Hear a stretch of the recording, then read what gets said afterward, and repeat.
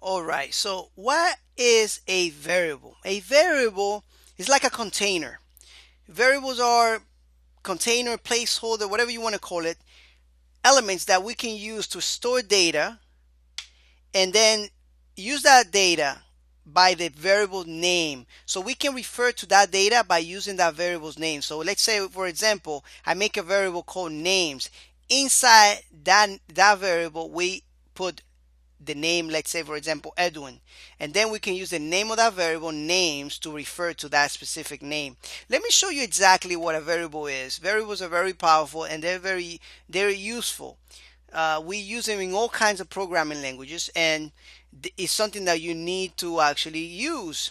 So let me show you an example how we create variables and how we use them.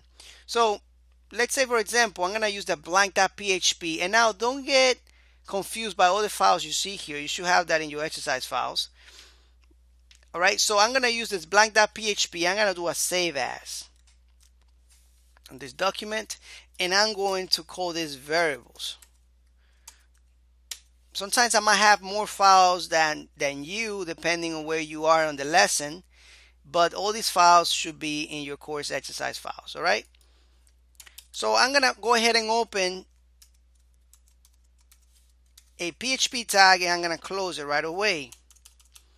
So I'm going to show you exactly how we define variables. Variables are defined in a very easy format. We use a $sign with PHP, and it changes in programming languages. In some programming languages we use the word var, but on this one we're going to be using a $sign following the name of the variable.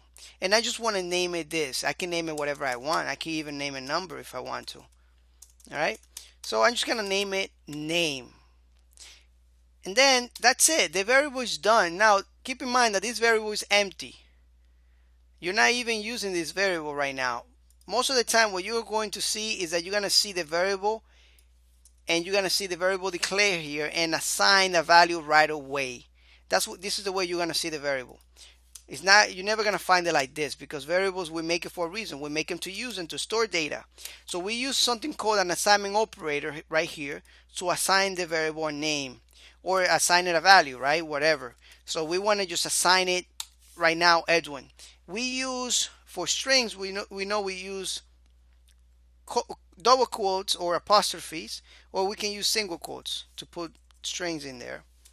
All right, this is how we write strings or texts in programming languages. Most of the time we need to put quotes around it. This is not only in PHP but in many different programming languages. If we want to store numbers in there, actually let me just put it in the bottom there. Let's make another variable called number.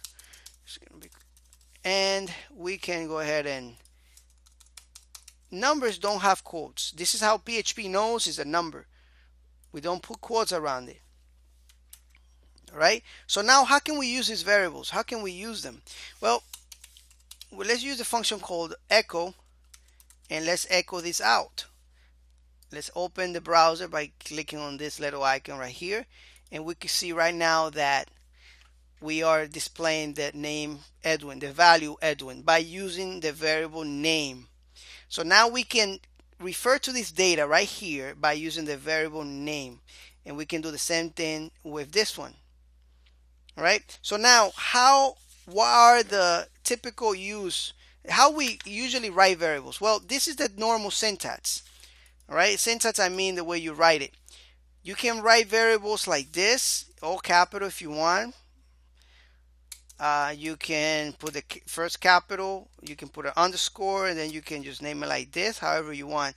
You can name it however you think is good for you. Now, for best practices, the best way to write is all lowercase, and then if you have a second word, you uppercase the first letter, and then you can finish writing in all lowercase. This is the best format to write variables. Another format that I use is this one, underscore list, and sometimes I uppercase this one here. All right, you will see it like this. Okay, we see it very often like this. There are many different ways. Don't do this. This is a bad format. As a matter of fact, I'm gonna write them down. This is okay. I'm gonna write that. All right, this is not okay, what I'm about to do right now. This one here. Don't write your variables like this. The reason is because it can get confused by thinking that you are subtracting something from something. So this is a bad format. You cannot start a variable with a number like this. It will not work. Just know, you see we got an error right here as long when I wrote that. Okay, we got an error right here also, and now we're good. You see, this is a bad format. I'm just gonna comment this out. We can also keep in mind that when you write a variable, keep in mind that this variable, I'm gonna write it right here.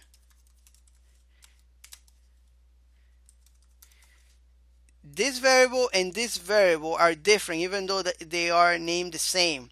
The reason is because it's case sensitive. So any word, any letter that you change here will make this variable different from this one. All right, so even if you have something like this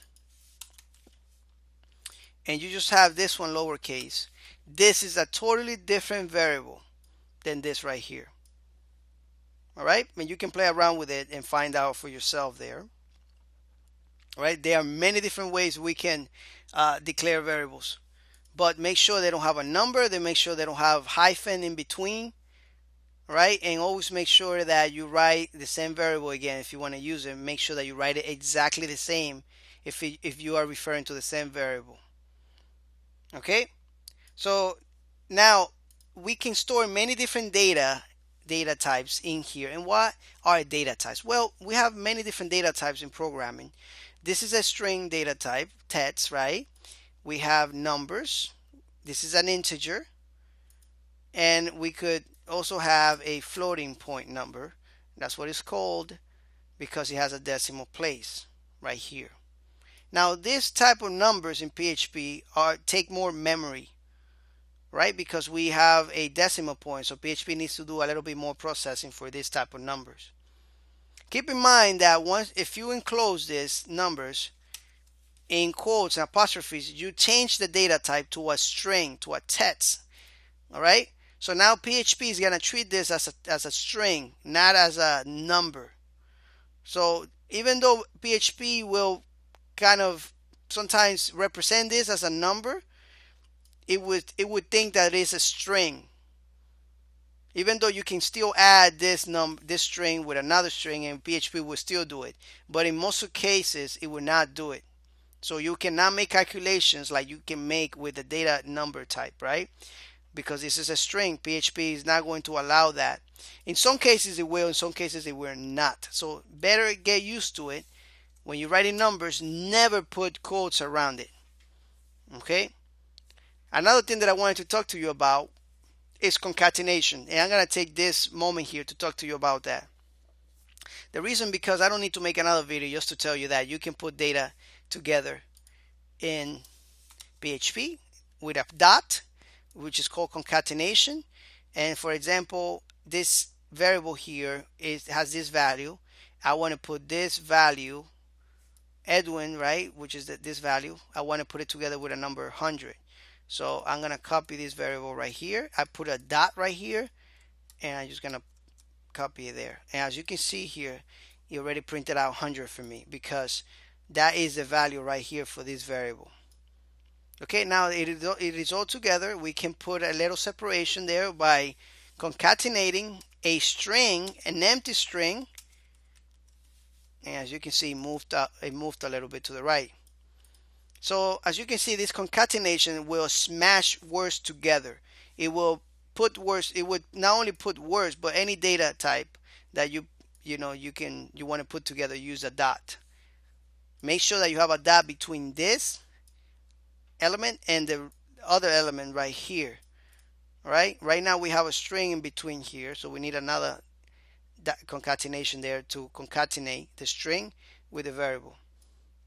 Okay, of course you can, this is how you put things together.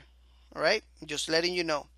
Another thing that you can do also, and I will probably show you, actually as a matter of fact I will show you in another video here. I think we are good with time here. So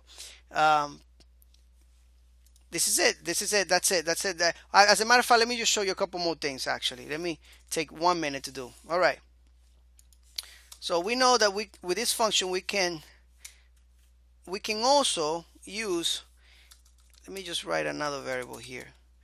We can put all kinds of data I told you about, and we can put HTML in there. So we can write something like this: hello, put an HTML h1 tag in there and close it right here. All right. And this is gonna do two things, and I'm gonna show you what they're gonna do right now. Look at this. So we were able to use a HTML tag inside a string and put it and assign it to this variable right here, and we were able to display it below. So we can assign HTML tags to variables. Keep that in mind. We can assign images to variables. Right? We can assign many different types of data into a variable, but always keep in mind that we can only assign one value at a time. We cannot go ahead and put a comma here and put another comma and assign different values. Like we can't assign, we can't assign different values. And I will let you know how that works later on when we talk about arrays. All right. So just keep in mind that you can only assign one value with variables. Later on, we're going to be talking about another different type of variable that we can assign multiple values to it. All right, so keep that in mind. Anyway, I hope you were able to get some valuable knowledge out of this lesson, and I'll see you in the next lecture. Take care.